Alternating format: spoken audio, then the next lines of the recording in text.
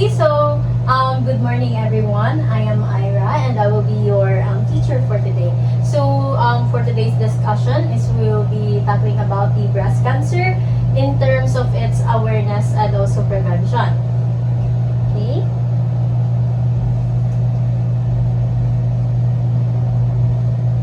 Okay, so our objectives for today is at the end of the lesson, the students are expected to first is to understand the importance of breast cancer in accordance to awareness and also prevention. We are going to learn about the risk factors, symptoms, and also the early detection methods. And also we are going to explore the strategies for prevention, including healthy lifestyle choices and also regular screenings. Next is, and also we're going to discuss the significance of the community awareness and support. Okay, so before I start my presentation is we are going to have a opening prayer.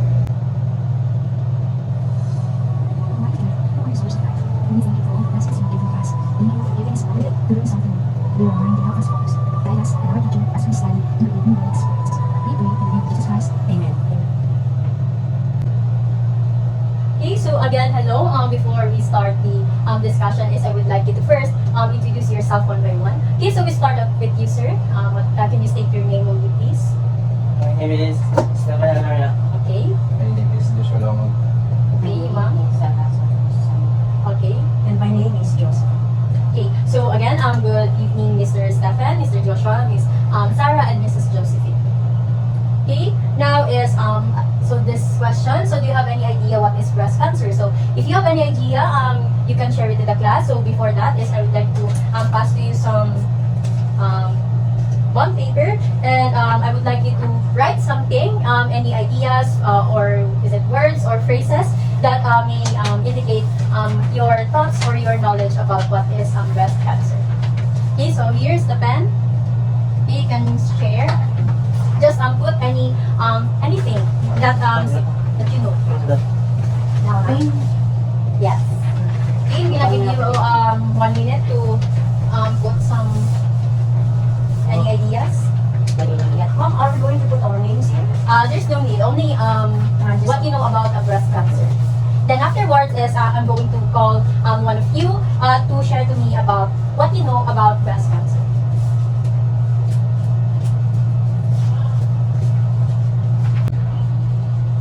Okay, so time is up. So I think you're already finished with the task that I've given you. So does anyone want to participate in class? You want to share any thoughts? No. Okay. So if there's no one who will volunteer, I think I'm gonna pick who's gonna present. Okay, Miss Josephine, do you have any ideas? Okay, breast cancer. For me, I don't know, is it a sickness somewhere part of the woman, or I don't know, is it still in the breast? Something like a hard round, what do you call this? Just like hole in the breast. Okay. And if not cured, it may cause also death. Yes. So very good, Miss Josephine. So everything you have said is correct. So by definition, breast cancer happens when cells in your breast grow. So it also divides in an uncontrolled way and creating a mass of tissue called tumor. So ito yung ginaming mo ma'am na yung parang jawline po kanina. Okay, so breast cancer is it is a type of cancer that starts in the breast. So it is one of it can start in one breast or it can start in both breasts. So most likely women are sila po yung parang most likely nagkaroon ng or prone to breast cancer than men. And also those yung mga nag-hormones na mga gays, they are also prone to breast cancers. So later on I will discuss also about that. So now again cancer. So the cancer starts with when cells begin to grow out of control. So it is important to understand that most breast lumps are benign and not cancer malignant. So it means na there are times na makafeel tayo na pag kinakapan natin yung ating breast is if you feel na parang may bukol, there are times na normal lang yan, especially when you are parang papunta na sa menstruation period. So, but if parang abnormal na or parang masakit na, so it is better to consult a physician. Okay? So, any breast lump or change, again, needs to be checked by healthcare professionals. So, again, yung mga physicians or doctors. So, dapat ipa-check up din natin yan para ma-find out if benign ba siya or malignant. And if it might affect your future cancer risk. Okay?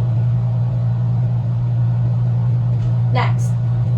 So, who is mainly affected by breast cancer?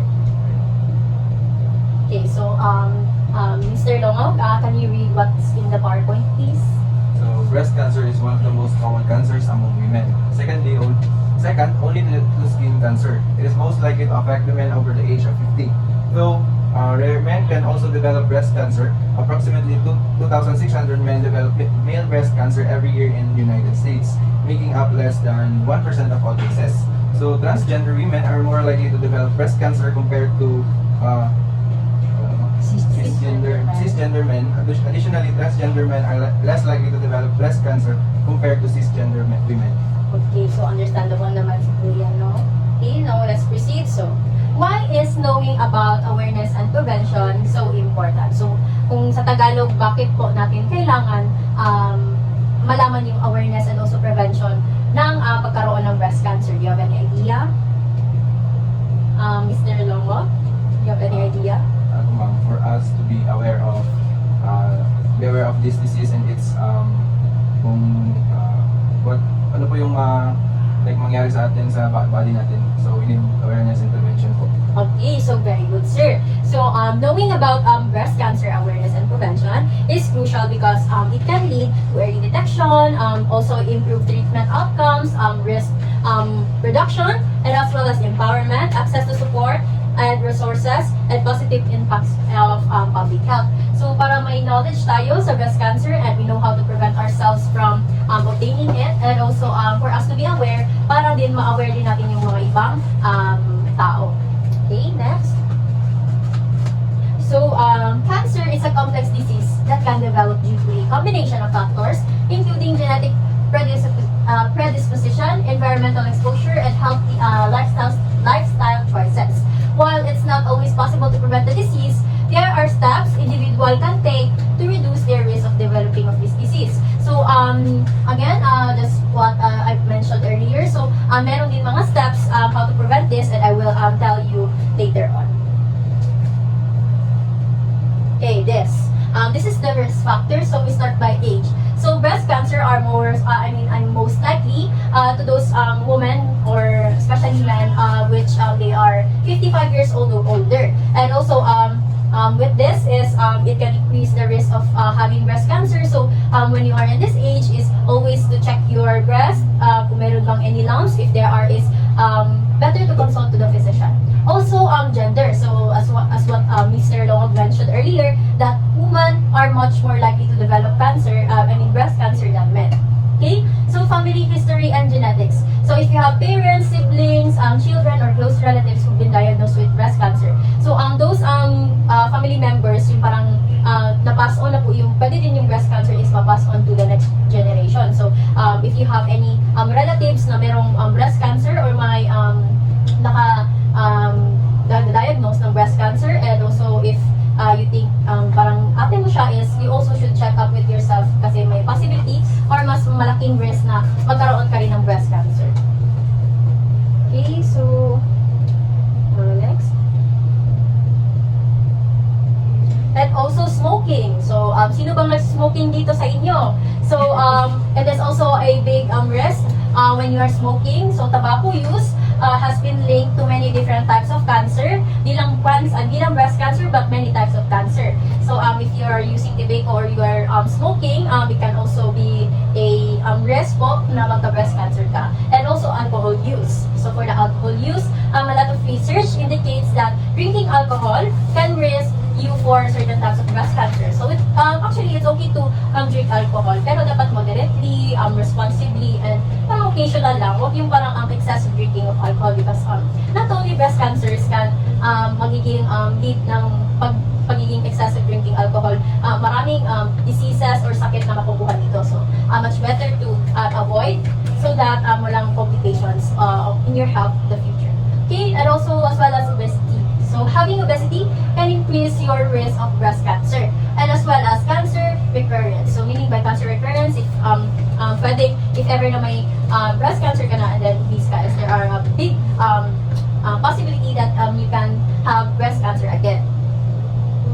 So if you have if nag-undergo ka na ng breast cancer before, so dapat you should take note that you should maintain a healthy lifestyle, proper diet, so that hindi na mabalik yung cancer sa ating breast. And as well as ano din pala, radiation exposure. So if you have prior radiation therapy, especially to your head, neck, or chest, you are most likely to develop breast cancer. So may mga minimal naman ng mga radiation, but especially yung mga X-ray. So we also should be careful. And also hormone replacement therapy. So ito yung mga HRT, but this is only commonly for those who parang nag-transition ng mga gays. Okay, so people who use hormone replacement therapy have a higher risk of being diagnosed with breast cancer. So there are many factors that can increase your chances of developing breast cancer. So it's much better to talk to your healthcare provider or your physician to find out if you are at risk. Yun. So better din talaga na meron kayo mga monthly check-ups on your doctor so that you will be aware and you will so that the doctor will also provide you early treatment. Okay, so for the symptoms of breast cancer, so the following are some of the known risks for breast cancers. However, most cases of breast cancer cannot be linked to a specific cause. So talk to your doctor about your specific risk. So first is a change in the size, shape, or contour of your breast. So makikita natin na parang may pagkaiba na yung ating breast. So we should also be aware of that. And also a mass or lump which may feel as small P. So which means by this parang may makapa kayo na bukol or may makita kayo na bukol, so it might be a symptom of breast cancer. A lump or thickening or near your breast or in your underarm that persists through your menstrual cycle. So we mga babae, as when we palapit na yung menstrual cycle natin is meron tayong makakapa which is normal. But if yung nakakapa natin is a bit painful, so much better to talk to the doctor about it para ma-make sure kung it is a breast cancer, it's a cancer or not. Okay? And also a change in the look or feel of your skin on your breast or nipple. Kung parang masakit na yung breast or yung nipple natin is masakit, may changes sa look, kung may redness ba siya. And also the change in the look of your skin, ulit-ulit. Okay? So again, an area that's distinctively different from any area in your breast. Yung parang may mga area sa ating breast na parang iba siya sa kabila or parang, let's say, may parang bago siya sa inyo. So much better if you see that symptoms is talk to your doctor. Importante talaga yan. And also a marble-like hardened area under your skin, blood stain, kung may mga discharges ba siya, may mga blood sa nipple, kung may any discharges o parang magawas dun sa nipple. Guys, is you should always take note for that. And also, yun ang mga most likely na mga symptoms of breast cancer. So some people don't notice any signs of breast cancer at all, and that's why routine mammograms are so important. So within by this is we should always think that we should undergo tayo ng mga monthly check-ups of your doctors, such as yung mga mammograms. Importante talaga yan. Okay? So for the early detection method, so first, ito yung mga detection methods na ginagamit natin, mga doctors, or how we undergo para malaman natin kung may breast cancer tayo or not. First is the breast self-examination. Women can perform regular self-exams to check for any changes in their breast. It also involves carefully examining your breast, usually by touching any lumps, changes. So later on, I will show you on how to self-examine your breast so that you will have the knowledge and also alam nyo, pagdating sa bahay is you try to check your breast kung if there are any lumps, changes in size of the skin, and also if there are nipple discharges, and also kung meron any other mga diseases for you to take note and then visit your doctor. Okay, next is clinical breast examination. A healthcare professional such as doctor or nurse perform clinical breast examination. So if you are unsure, you can also undergo to your doctor or any hospital to undergo a clinical breast examination. So they will be the one to examine your breast to check if there are any abnormalities with it. Okay? So CDE are usually recommended annually for the woman age 25 to 31 and every 1 years for age 40 and older. So recommended siya sa mga tao in the age 25 years old to 39. And also dapat every year or once a year for the mga women na age 40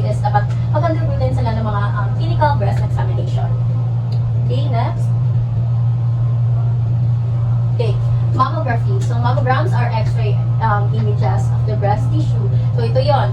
Yung mammogram is like i-X-ray yung ating breast to check if there are any parang may bukol o may tumor sa loob. Okay? So next is breast ultrasound. Yung ultrasound. Okay, so ito, ultrasound uses sound waves to create images of the breast tissue, and it can help identify whether a breast lump is solid or filled with fluid or cystic. So, ultrasound is often used as a complementary test to further evaluate abnormalities found during mammography or clinical breast examination. Okay, next is last is the magnetic resonance imaging or the MRI. So, MRI, this uses powerful magnets and radio waves to create detailed images of the breast tissue. This is primarily recommended for women at high risk of breast cancer or those with a strong family history. Strong family history. So, ito yung dapat mag-undergo ka rin dito if you have many family or relatives na naka-experience to have breast cancer. Now is for the prevention. So, these are the prevention strategies for breast cancer, to avoid breast cancer. So first is we should have healthy lifestyle choices. So we should not drink excessive alcohol, using or smoking. Any ideas, everyone? So ano pa? Healthy lifestyle choices. Okay, so isa rin to yung parang proper diet.Ulaw. Oo, proper yun, natulog ng maaga, proper ano pa? Mr. Longo. Yes, yes, exercise, very good. And also, yun, exercise, ano nga siya sa maintaining a healthy weight. Also, breastfeeding. Breastfeeding can also prevent din pala for you to have breast cancer. And also, hormone replacement therapy or HRT. And next is genetic counseling and testing. So, yun, magka-counseling ka to the doctor or to the hospital, mariman yan doon. And also, avoidance of environmental risk factors.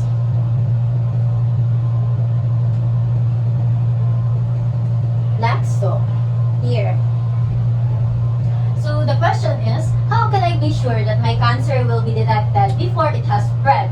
So, the answer for that is first is to get routine mammograms. So, the American Cancer Society that recommends having a baseline mammogram at the age 35 and screening mammogram every after age of 40. So, it is very important for us to have our, we have maintained our mammogram in at least once a year or once a month. And also, examine your breast every month. So, if you examine your breast every month, you'll become familiar sa inyong breast. Malaman niyo kung meron mo siya mga bukol. So, it's also important na you should always check from time to time your breast. Okay?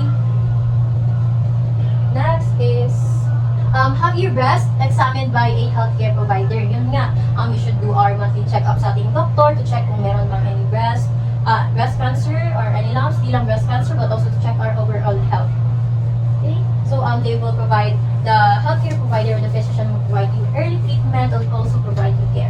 Okay, so for the community awareness campaigns, so in this is, I will show you some programs sa ating, which is current here in the Philippines that supports the prevention and awareness of breast cancers. So, yun. So, first is the DOH. So, yung DOH is Partners with Eye Cancer. PHA, the WART is to promote breast cancer awareness to patient education videos. So, ito yung sila. So, now, I will now present to you on how to examine your breast. So, this is by yung partnership ng DOH and also the Eye Cancer. So, please listen.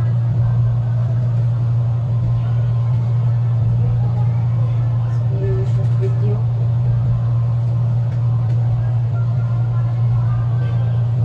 May lunas ang breast cancer, lalo na kapag maagang na-discover sa pamamagitan ng salinig sa lang sa suso. Sinisimulan ito pagtungtong sa edad 20. Ginagawa, 1 linggo matapos ang regla o mens, kung kailan ang suso ay hindi na masakit sa atin. Sa mga hindi na nagmamens, regular ninyo itong gagawin sa parehong araw kada buwan. Ito ang tatlong hakbang para sa sariling salat sa suso. Una, ang pagkasulit ng ano o itsura ng suso. Umarap sa sarili. Ilagay ang mga kamay sa beko ng iyong mga bagya.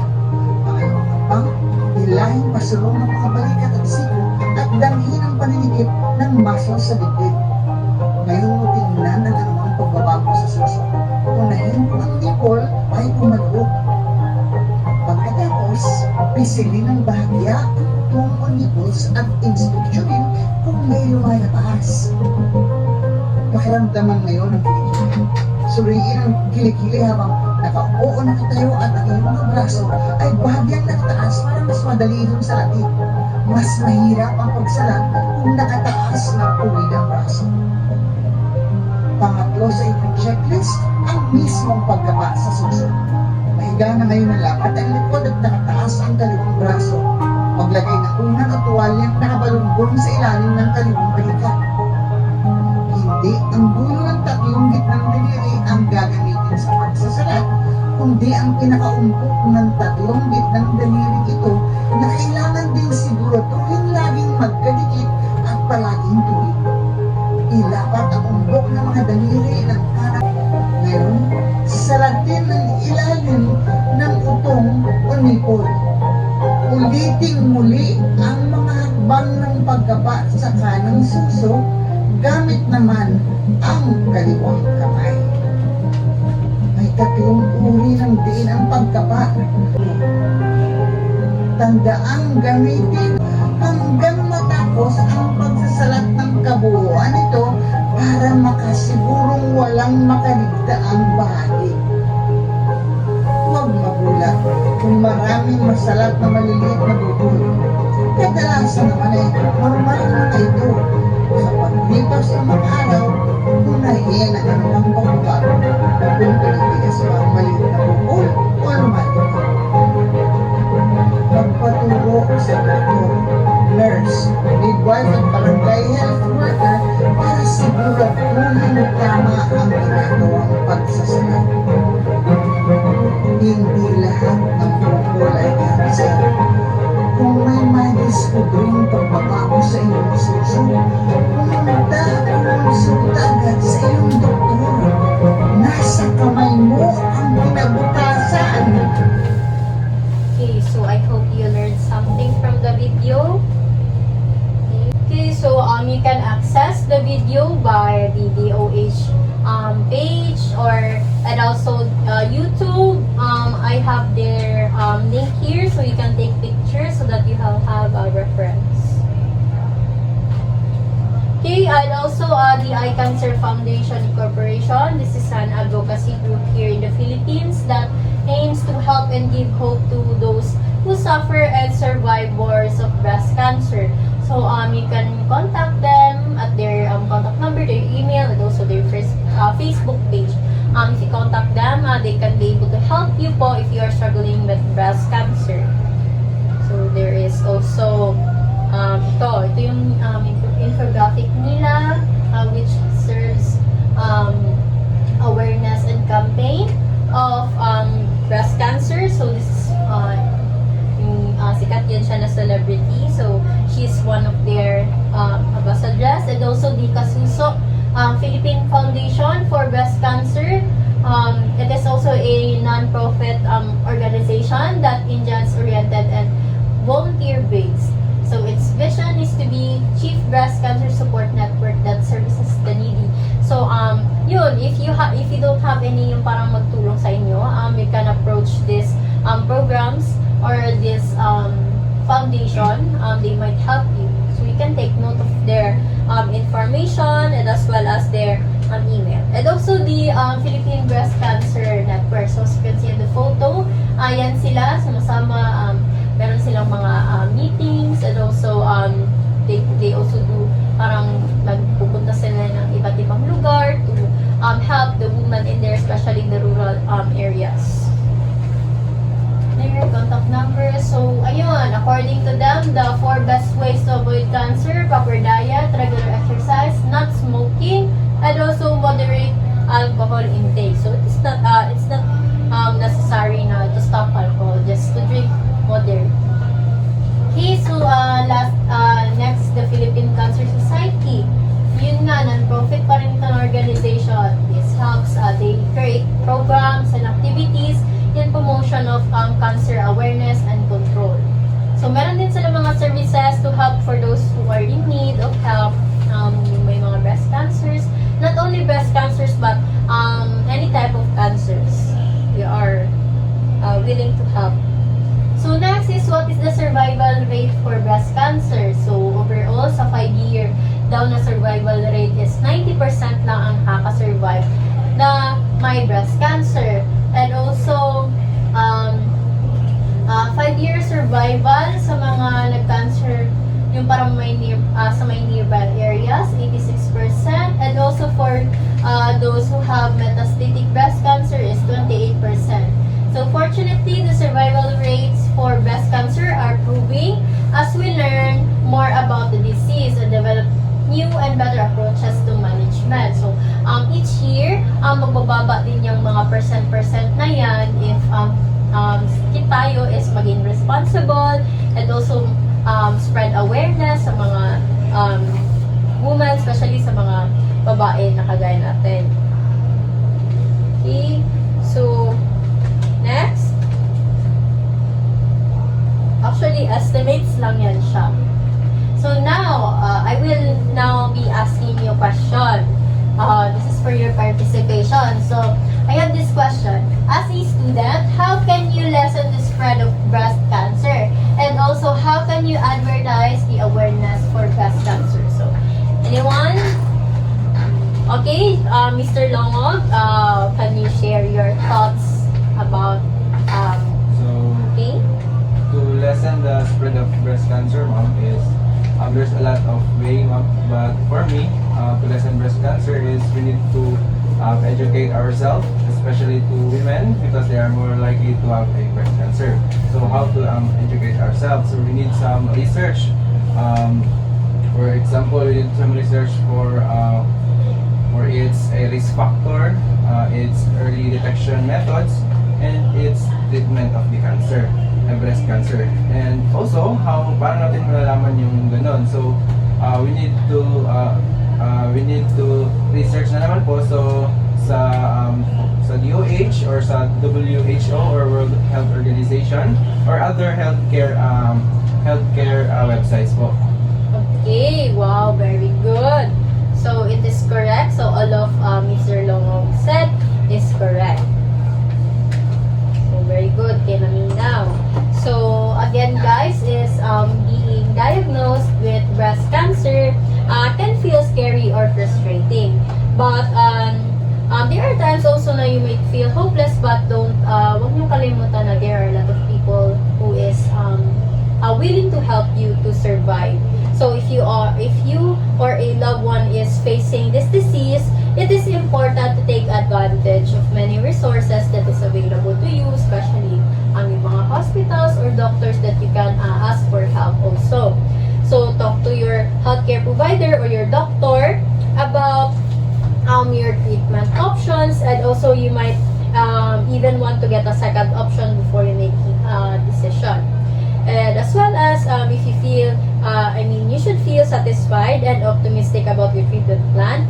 And finally, joining a local support group can help with feelings of isolation and allow you to talk with other people who are going through the same. So if you have any friends or any relatives or family that is experiencing this breast cancer, you should always keep in mind to provide them some comfort and also give them hope na it's never too late and there's always prevention and cure. And as well as po sa inyo is we should always be aware of ourselves kasi if you are gonna be aware of ourselves is we're gonna maiibsan natin yung mga ganitong cases. So I think that's conclude our discussion for today. So thank you for listening to the discussion. So I hope you learned something. But before anything else is I would like to distribute these handouts for you to dalhin nyo sa bahay nyo, give it to your sister, your mother, or yung mga pinsan yung babae, so that you will have, meron din silang awareness about breast cancer. So all of these informations are about breast cancer. So it might help, or maybe it might be a big help in one of your relatives or friends. So, and as well as din sa inyo, so that you will keep in mind all of the things that we have discussed today. So, thank you everyone. So, goodbye. Thank you, ma'am.